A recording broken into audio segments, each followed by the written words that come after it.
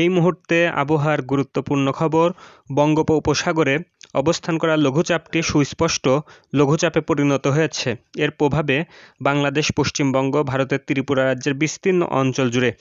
আগামী 20 থেকে 23 ডিসেম্বর পর্যন্ত বৃষ্টিপাত হতে পারে। কোথাও কোথাও মাঝারি থেকে ভারী বর্ষণ হতে পারে এবং কিছুটা বজ্রবৃষ্টির সম্ভাবনা আছে। কোন কোন অঞ্চলে কোন কোন জেলায় বৃষ্টিপাত হবে এই বিষয়ে আলোচনা করবে। এখন আপনাদের বৃষ্টিপাতের মডেলে নিয়ে যাচ্ছি। মডেলে দেখতে পাচ্ছেন আগামীকাল বাংলাদেশের সমগ্র সাতক্ষীরা, খুলনা, বাগেরহাট, যশোর, মাদারীপুর, ফরিদপুর, শরীয়তপুর এই সকল অঞ্চল এবং পশ্চিমবঙ্গের 2 মেদিনীপুর, 2 চব্বিশ পরগনা, শহর কলকাতা, হাওড়া, হুগলি, পুরুলিয়া এই সকল অঞ্চলে মেঘের বিস্তার ঘটবে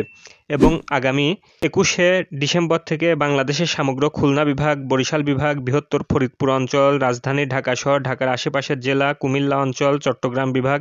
সিলেট অঞ্চল, রাজশাহী বিভাগের পাবনা, সিরাজগঞ্জ, নাটোর এই সকল অঞ্চলে মেঘের প্রবেশ ঘটতে শুরু করবে এবং আগামী 22শে ডিসেম্বর পশ্চিমবঙ্গের মালদা, মুর্শিদাবাদ, নদিয়া, হাওড়া, হুগলি, বর্ধমান, পুরুলিয়া, 2 মেদিনীপুর, 2 চব্বিশ পরগনা, বাংলাদেশের সাতক্ষীরা, খুলনা, বাগেরহাট, যশোর, মেহেরপুর, চুয়াডাঙ্গা, কুষ্টিয়া, মাগুরা, রাজবাড়ী, পাবনা, সিরাজগঞ্জ, নাটোর, সমগ্র বরিশাল বিভাগ, ফরিদপুর, মাদারীপুর, শরীয়তপুর, গোপালগঞ্জ, রাজধানী ঢাকা, মানিকগঞ্জ, মুন্সিগঞ্জ, টাঙ্গাইল, গাজীপুর, কিশোরগঞ্জ, ময়মনসিংহ, ব্রাহ্মণবাড়িয়া, কুমিল্লা, চাঁদপুর, লক্ষ্মীপুর, ভোলা, ফেনী, চট্টগ্রাম, রাঙামাটি, খাগড়াছড়ি, বান্দরবন, কক্সবাজার এদের অদূরবর্তী দ্বীপ এবং চর, সেই সঙ্গে সিলেট বিভাগের 4টি জেলা এবং ভারতের সমগ্র ত্রিপুরা এবং শিলচর অঞ্চলে মাঝারি থেকে ভারী বর্ষণ হওয়ার সম্ভাবনা আছে। সেই সঙ্গে রাজশাহী বিভাগের বাকি অঞ্চলগুলো এবং সমগ্র রংপুর বিভাগ এবং ময়মনসিংহ বিভাগের জামালপুর, নেত্রকোনা এই সকল অঞ্চল, ভারতের মেঘালয় রাজ্য এবং আসামের বিস্তীর্ণ অঞ্চল জুড়ে বৃষ্টিপাত হওয়ার সম্ভাবনা খুব কম। এই সকল অঞ্চলের আকাশ আংশিক মেঘলা থাকতে পারে এবং তীব্র কুয়াশার উপস্থিতি লক্ষ্য করা যেতে পারে। এদিকে দক্ষিণ বঙ্গোপসাগরে অবস্থান করা লঘুচাপটি ধীরে ধীরে শক্তি সঞ্চয় করে সুস্পষ্ট লঘুচাপে পরিণত হয়েছে এবং আরও শক্তি সঞ্চয় করে এটি নিম্নচাপে পরিণত হওয়ার সম্ভাবনা আছে এবং নিম্নচাপটি ভারতের চেন্নাই, দক্ষিণ অন্ধ্র এই সকল উপকূলীয় অঞ্চলে আঘাত করলে এর অগ্রভাগের মেঘমালা ভারতের অন্ধ্র, উড়িষ্যা, পশ্চিমবঙ্গ হয়ে বাংলাদেশে প্রবেশ করার সম্ভাবনা আছে। 20শে ডিসেম্বর বাংলাদেশের দিন এবং রাতের তাপমাত্রা সামান্য বৃদ্ধি পেতে পারে এবং 21শে ডিসেম্বর থেকে বাংলাদেশের দিন এবং রাতের তাপমাত্রা 1 থেকে 3 ডিগ্রি সেলসিয়াস পর্যন্ত হ্রাস পেতে পারে এবং আগামী 22শে ডিসেম্বর দিন এবং রাতের তাপমাত্রা উভয়ই 1 থেকে 3 ডিগ্রি সেলসিয়াস বৃদ্ধি পাওয়ার সম্ভাবনা আছে।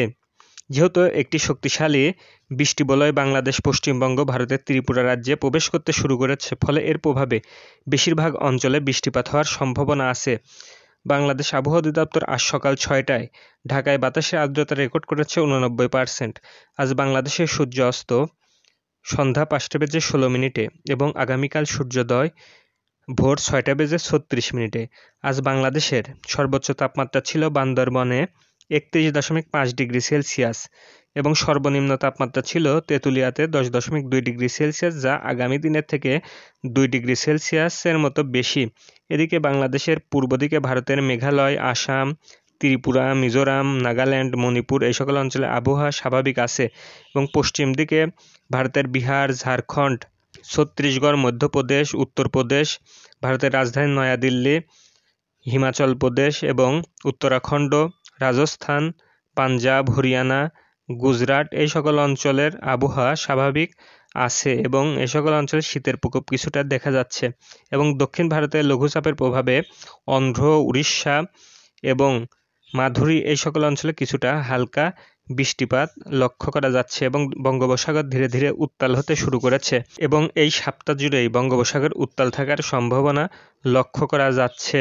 যেহেতু বঙ্গোপসাগর থেকে আর্দ্র এবং জলীয় বাষ্পপূর্ণ বাতাস বাংলাদেশে প্রবেশ করতে শুরু করেছে, ফলে বাংলাদেশ, পশ্চিমবঙ্গ, ভারতের ত্রিপুরা, মেঘালয়, শিলচর, আসাম এই সকল অঞ্চলে তীব্র কুয়াশার উপস্থিতি লক্ষ্য করা যেতে পারে মাঝরাত থেকে ভোর পর্যন্ত এবং নদী অববাহিকায় মাঝারি থেকে ভারী কুয়াশার উপস্থিতি লক্ষ্য করা যেতে পারে।